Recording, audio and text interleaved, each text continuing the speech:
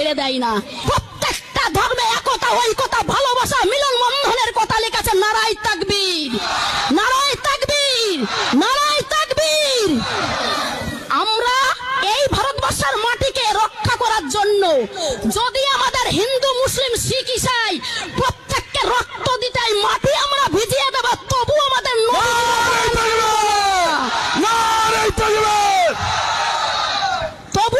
নবীজির অপমান মানব না। কারণ আমাদের বিশ্ব নবী হযরত মুহাম্মদ জি হচ্ছেন একজন শান্তির দূত, যিনি বলেছেন তোমার বাড়ির পাশে যদি কেউ যদি অনাহারে দিন কাটে, যদি তারা দুঃখে দারিদ্র্যতে থাকে, যদি তারা কষ্টে থাকে, তাদেরকে তোমার থেকে একটু খাবার তাদেরকে দাও।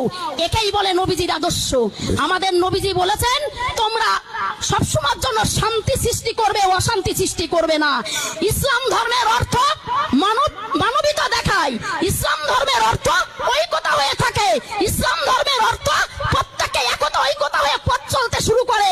ইসলাম ধর্মের এটা কিন্তু অর্থ না যে মারকাট করো, লড়াই করো, অশান্তি করো। আরে রাম ভক্ত হনুমানরা, তোমাদের জোর আর বেশি দিন নেই।